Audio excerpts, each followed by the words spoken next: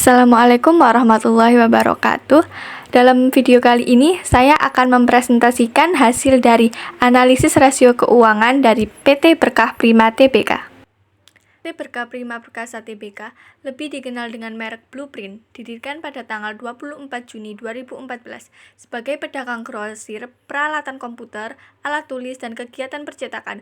Perseroan memproduksi berbagai kebutuhan percetakan seperti printer, tinta, cartridge toner, print thermal, kertas, software POS, printer tekstil, dan juga menyediakan layanan percetakan tekstil.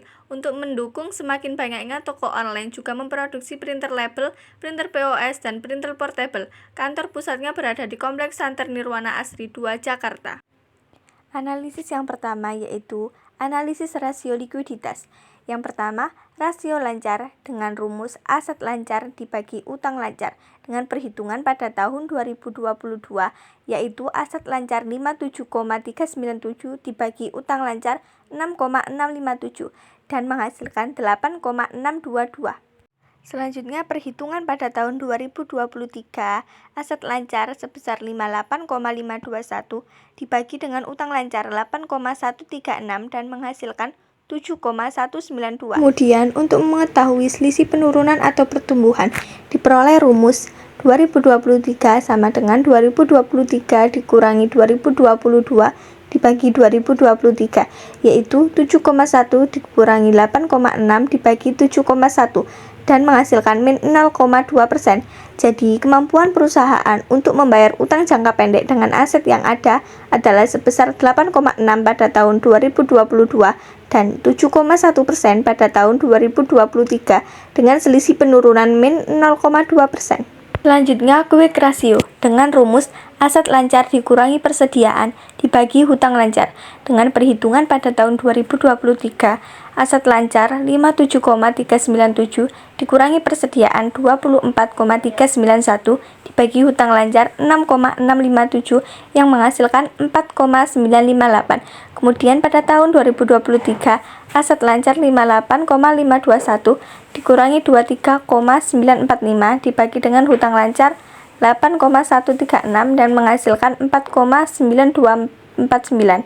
Maka, kemampuan perusahaan dalam membayar utang jangka pendek dengan aset lancar tanpa persediaan sebesar 4,9% pada tahun 2022 dan 4,2% pada tahun 2023. Selanjutnya, cash ratio dengan rumus kas plus setara kas dibagi dengan hutang lancar dengan perhitungan 2022, kas atau setara kas 7,352 dibagi dengan hutang lancar 6,657 dan menghasilkan 1,104. Pada tahun 2023, 10,673 dibagi 8,136 sama dengan 1,31. Maka kemampuan perusahaan dalam membayar hutang 1,1% pada tahun 2022 dan 1,3% pada tahun 2023. Maka nilai likuiditas perusahaan dalam kondisi tidak baik. Selanjutnya yaitu debt to asset ratio atau DAR dengan rumus total utang dibagi dengan total aset dengan perhitungan pada tahun 2022, yaitu total utang 8,018 dibagi dengan total aset 57,397 dengan hasil 0,13. Dan pada tahun 2023 total utang 13,292 dibagi dengan total aset 58,521 dengan hasil 0,22. Pada tahun 2022, 13% dari aset perusahaan didanai oleh utang, sedangkan 87% sisanya berasal dari aset. Dan pada tahun 2023, 22% dari aset perusahaan didanai oleh utang, sedangkan 78% sisanya didanai oleh aset. Selanjutnya, debt to equity ratio atau DER dengan rumus total liabilitas dibagi total ekuitas dengan perhitungan pada tahun 2022, total liabilitas 8,018 dibagi total ekuitas 87,863 dan menghasilkan 0,09. Sedangkan pada tahun 2023, total liabilitas 13,292 dibagi total ekuitas 90,699 sama dengan 0,14. Sehingga pada tahun 2022, jumlah total utang perusahaan dijamin dengan ekuitas sebesar 9% dan pada tahun 2023, total utang perusahaan dijamin dengan ekuitas sebesar 14%. Selanjutnya, Interest Coverage Ratio atau ICR dengan rumus EBIT dibagi beban bunga. Dengan perhitungan pada tahun 2022, EBIT 18,578 dibagi dengan beban bunga 13,699 dan hasilnya 1,35. Sedangkan 2023 nilai EBIT 21,377 dibagi beban bunga 21,600 dan menghasilkan 0,98. Maka kemampuan perusahaan dalam membayar bunga pada tahun 2022 adalah 1,3% dan 98% pada tahun 2023. Selanjutnya, Long Term Debt to Equity Ratio atau LTDR dengan rumus utang jangka panjang dibagi total ekuitas. Dengan perhitungan pada tahun 2022, utang jangka panjang 1,361 dibagi total ekuitas 87,863 dengan hasil 0,01. Sedangkan pada tahun 2023 nilai utang jangka panjang 5,156 dibagi total ekuitas 90,699 dengan hasil 0,05. Yang selanjutnya, analisis rasio profitabilitas. Yang pertama, gross profit margin dengan rumus laba kotor dibagi penjualan. Dengan perhitungan pada tahun 2022, laba kotor 44,477 dibagi dengan penjualan 131,320 dengan hasil 0,33 atau setara dengan 33%. Sedangkan pada tahun 2023, laba kotor 48,997 dibagi 143,083 dengan hasil 0,34 atau setara dengan 34%. Dari perhitungan di atas diperoleh laba kotor yang dihasilkan perusahaan pada tahun 2022 adalah 33% dan 34% pada tahun 2023. Kemudian net profit margin dengan rumus laba bersih dibagi dengan penjualan.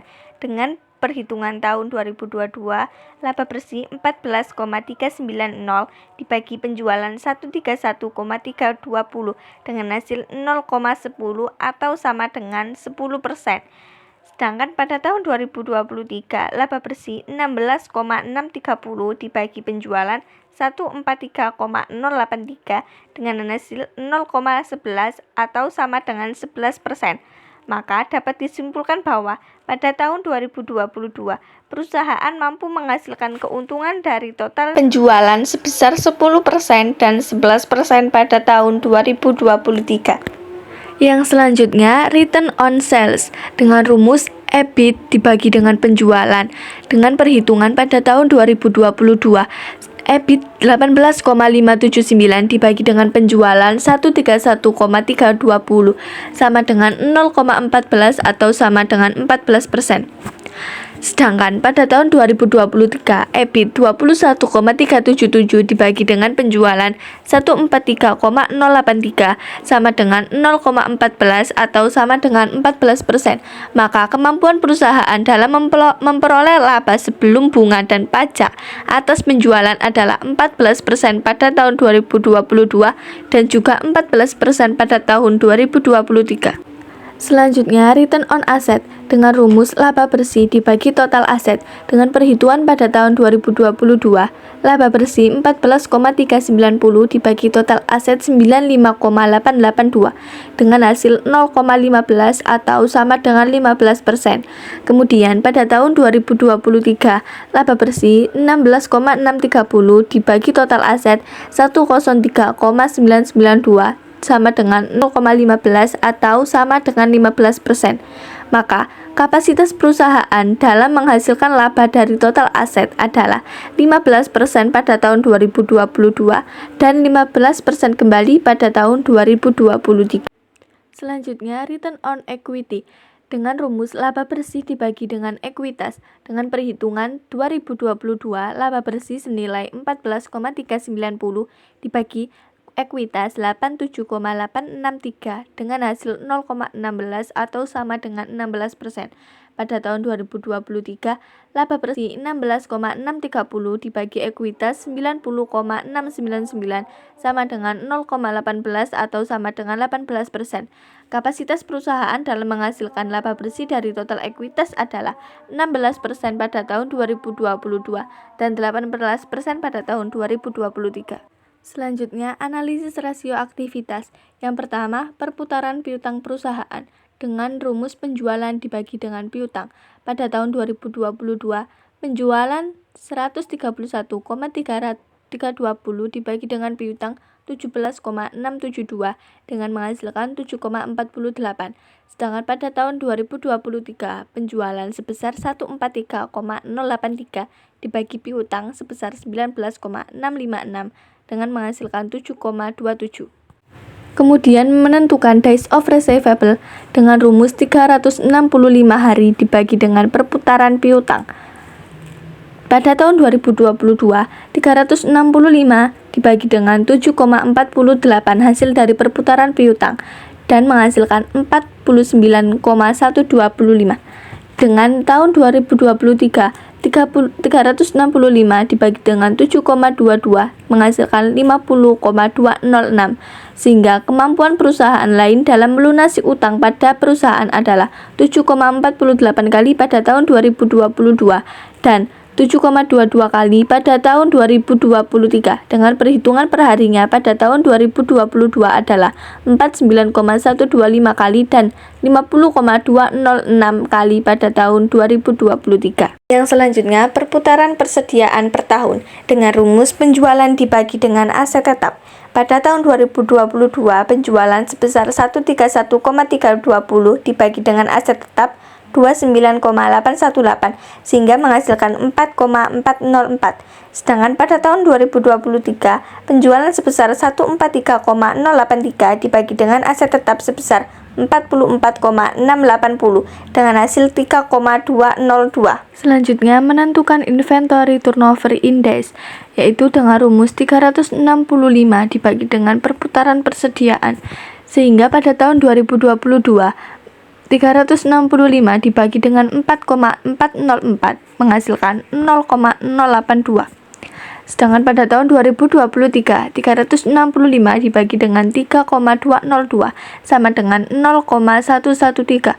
Maka perputaran persediaan perusahaan pada tahun 2022 adalah 4,404 kali dan 3,202 kali pada tahun 2023 dengan perhitungan perharinya sebesar 0,082 pada tahun 2022 dan 0,113 pada tahun 2023. Selanjutnya, perputaran utang dengan rumus beban pokok penjualan dibagi dengan utang usaha. Dengan perhitungan pada tahun 2022, beban pokok penjualan sebesar 86,842 dibagi dengan utang usaha sebesar 565,925 dengan hasil 0,153. Pada tahun 2023, beban pokok penjualan sebesar 94,085 dibagi dengan utang usaha sebesar 598,495 dengan hasil 0,157. Kemudian menentukan perhitungan perharinya dengan rumus yang sama, yaitu 365 dibagi dengan perputaran utang. Pada tahun 2022, yaitu 365 dibagi 0,153 sama dengan 2,38. Pada tahun 2023, 365 dibagi dengan 0,157 dengan menghasilkan 2,32. Maka perusahaan dapat membayar pemasoknya pada tahun 2022 adalah sebesar 0,153 kali dan 0,157 kali pada tahun 2023. Selanjutnya, menghitung perputaran modal dengan rumus penjualan dibagi dengan modal kerja. Pada tahun 2023, penjualan sebesar 131,320 dibagi dengan modal kerja 50,740 sama dengan 2,58.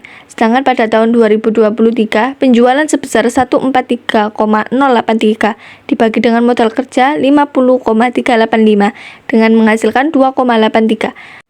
Sehingga keefektifan perusahaan dalam memanfaatkan modal kerja untuk menghasilkan penjualan atau pendapatan adalah 2,58 pada tahun 2022 dan 2,83 pada tahun 2023. Selanjutnya, perputaran aset tetap dengan rumus penjualan dibagi dengan aset tetap.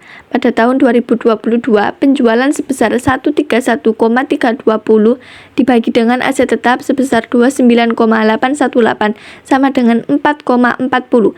pada tahun 2023 penjualan sebesar 143,083 dibagi aset tetap sebesar 44,680 sama dengan 3,20.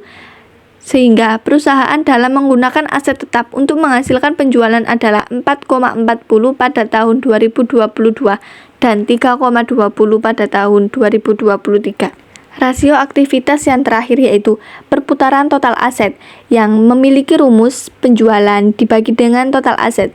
Pada tahun 2022, penjualan sebesar 131,320 dibagi dengan total aset 95,882 sama dengan 1,36.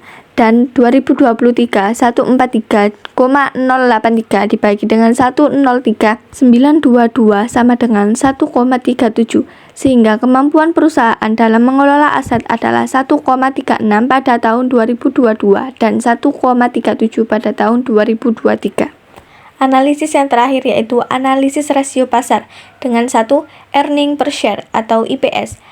Dengan rumus laba bersih dibagi jumlah saham yang beredar. Pada tahun 2022, laba bersih sebesar 14,390 dengan jumlah saham yang beredar 418,000 dengan sama dengan 0,034.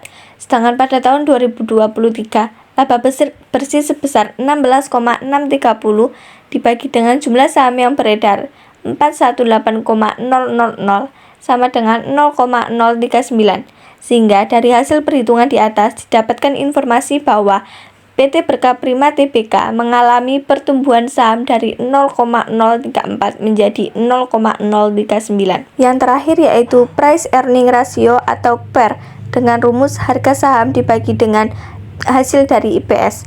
Pada tahun 2022, harga saham sebesar 292 dibagi dengan IPS 0,034 sama dengan 8,558,235. Pada tahun 2023, harga saham 348 dibagi dengan IPS 0,039 sama dengan 8,923,076. Sehingga dari hasil perhitungan di atas didapatkan informasi bahwa PT Berkah Prima Tbk nilai PER yang diperoleh semakin meningkat, maka diartikan perusahaan mengalami peningkatan harga saham tiap tahunnya dan tingkat kepercayaan investor terhadap saham tersebut semakin tinggi.